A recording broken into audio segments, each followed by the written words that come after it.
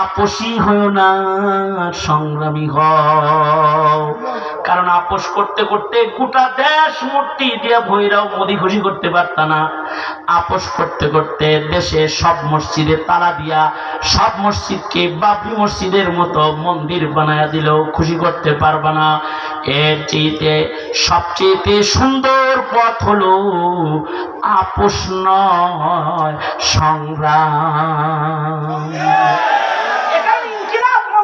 এই স্লোগান আমার পছন্দ, যে আপোষ না সংগ্রাম, আপোষ না সংগ্রাম, আজাদী না গোলামি। ভারতবাদীর দিন এখন শেষ। এবার কোরআন সুন্নাহর বাংলাদেশ, যার ইসলাম ভালো থাকবে না তাকে গায়ে ধরে বের করে দেওয়া হবে, বের করে দেওয়া হবে।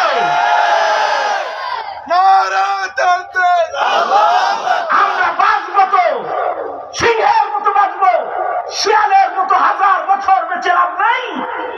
সিংহের মতো একদিন বেঁচে যাবো। এগুলো আল্লাহ পাওয়ার পর।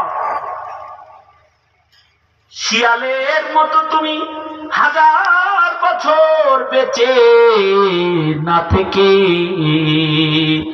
সিংহের মতো বেঁচে থাকো একদিন। ওপারের ডাকে সাড়া দিও, অমর হয়ে তুমি রবে চিরদিন, অমর হয়ে তুমি রবে চিরদিন। জোরে আওয়াজ করে বলেন, আপোষ না সংগ্রাম, আজাদী না গোলামি। ভাওতাবাজির দিন শেষ, কোরআন সুন্নাহর বাংলাদেশ। হয়তো শাহাদাত নয়তো খেলাফত। ঠিক না? হয়তো শাহাদাত নয়তো খেলাফত। এই হলো মুজাহিদু ফি সাবিলি। নফসের সাথে মুজাহাদা করো, বদনের সাথে মুজাহাদা করো, মালি মুজাহাদা করো। প্রয়োজন অনুযায়ী সংগ্রামী হয়ে রাজপথে সিনাতান করে দাঁড়িয়ে যাও। ঠিক না? ঠিক করে দেবেন। তৈয়ার থাকবেন তো ইনশাআল্লাহ, তৈয়ার থাকবেন তো ইনশাআল্লাহ। এইগুলো আল্লাহ পাকের ওয়াদা। এগুলো করলে আল্লাহ জান্নাত দিয়ে দেন। ওমরপুর জামিয়ার এই প্রায় 100 বছরের ঐতিহ্যের ইদারা, এই জামিয়াকে আল্লাহ কবুল করো, এই জামিয়ার আহালকে আল্লাহ পাক কবুল করো, সম্মেলনকে আল্লাহ পাক কবুল করো।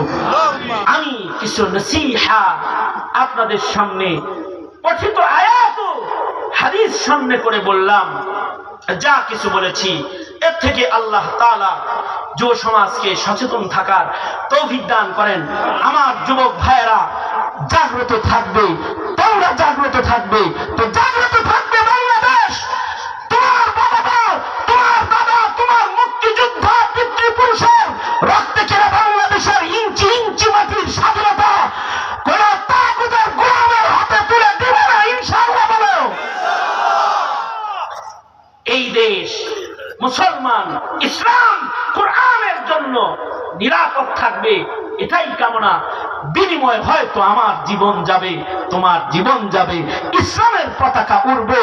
হামজা আর খুবাইব খাব্বাবের দলে হয়তো তোমার নাম চলে যাবে। তৈয়ারি এটাই। এই তৈয়ারি না থাকলে মুনাফিক হয়ে কবরে চলে যায়।